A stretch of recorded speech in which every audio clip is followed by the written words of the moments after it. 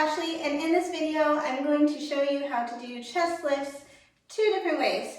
So one is an actual lift and one is what a lot of people call a chest lift, but really it's a slide forward. So we're going to do that one first. And the way I like to teach this is to go ahead and have your hands on your hips. I'm going to stand to the side. And you're going to pull, tilt the pelvis, pull the belly button in so your hips are directly under your shoulders.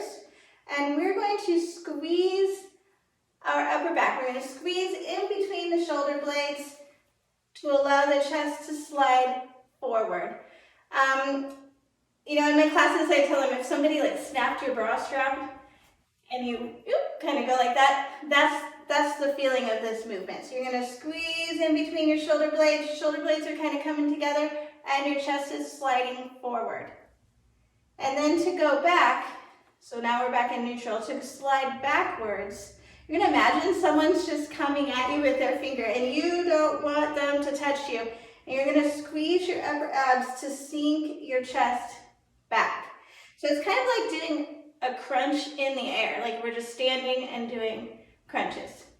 Okay, so go ahead and put your hands here, bend the knees, tilt the pelvis in, and we're going to squeeze in between the shoulder blades to slide forward, and squeeze the upper abs to come back, forward and back, forward and back.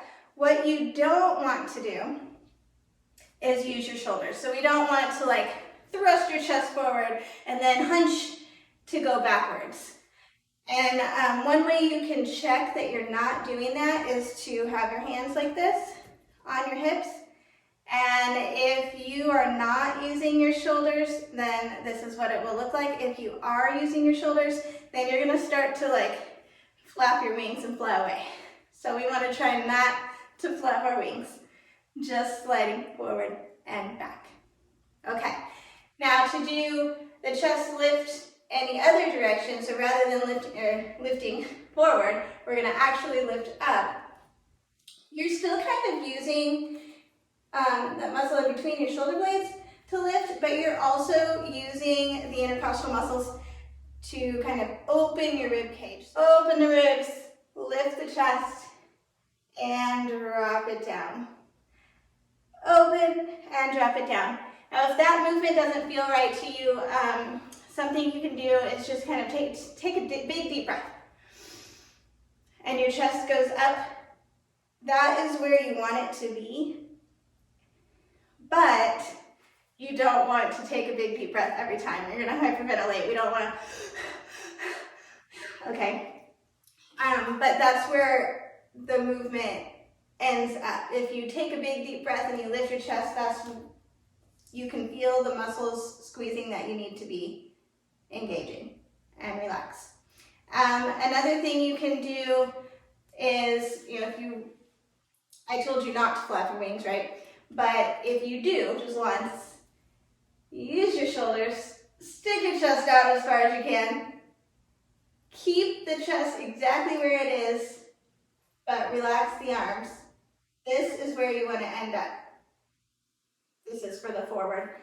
Relax, try to get back there without using your shoulders. Okay, so that's another thing you can do to make it easier to go forward. So we've got forward and back, up and down chest movements.